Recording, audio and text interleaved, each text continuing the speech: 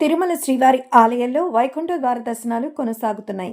వైకుంఠ ద్వారం గుండా వెళ్లి శ్రీవారిని దర్శించుకునేందుకు భక్తులు భారీగా తరలి వస్తున్నారు. ఈ నేపథ్యంలోనే వైకుంఠ ద్వార దర్శనాలకు సంబంధించిన టోకెన్స్ ని తిరుమల తిరుపతి దేవస్థానం అధికారులు ఎప్పటికప్పుడు జారీ చేస్తున్నారు. ఈ నెల 10వ తేదీన వైకుంఠ ద్వార దర్శనాలు ప్రారంభం కాగా ఇప్పటికే దాదాపు 5 లక్షల మంది భక్తులు శ్రీవారిని దర్శించుకున్నట్టుగా తెలుస్తోంది.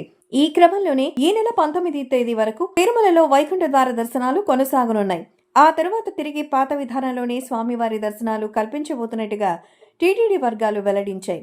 అయితే త్వరలోనే వైకుంఠ ద్వార దర్శనాలు ముగియనున్న నేపథ్యంలో టీటీడీ అధికారులు తాజాగా కీలక సమావేశం నిర్వహించారు. శ్రీవారి వైకుంఠ ద్వార దర్శనం ఈ నెల 19వ తేదీన ముగియనున్న నేపథ్యంలో భక్తులకు సర్వదర్శనాలకు సంబంధించిన ఏర్పాట్లపై అదనపు ఈవో వెంకయ్య చౌదరి ఇతర అధికారులతో కలిసి టీటీడీ జేఈఓ శ్యామలరావు గురువారం సమీక్ష నిర్వహించారు. తిరుమల ఆలయంలో వైకుంఠ ద్వార దర్శనం, స్లాటెడ్ సర్వదర్శనం, ఎస్ఎస్డి టోకెన్స్ జారీ ప్రక్రియ శుక్రవారం ముగిసే అవకాశం ఉందని ఈవో జె శ్యామలరావు తెలిపారు. అయితే వైకుంఠ ద్వార దర్శనాలు ముగిసిన తర్వాత ఈ నెల 20వ తేదీన శ్రీవారిని దర్శించుకునేందుకు సర్వదర్శన టోకెన్స్ జారీ చేయడం లేదని టీటీడీ ఈవో స్పష్టం చేశారు. ఈ నెల 20వ తేదీన సర్వదర్శనం చేసుకోవాలని భావించే భక్తుల కోసం 19వ తేదీన తిరుపతిలో సాధారణ ఎస్ఎస్డి టోకెన్స్ జారీ చేయరని తేల్చి చెప్పారు.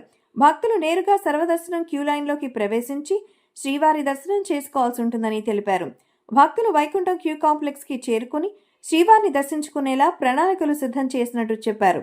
ఈ నెల 20వ తేదీన తిరుమల తిరుపతి దేవస్థానం ప్రోటోకాల్ భక్తులకు మినహా మిగిలిన వారికి వీఐపీ బ్రేక్ దర్శనాలను రద్దు చేసినట్టు వివరించారు.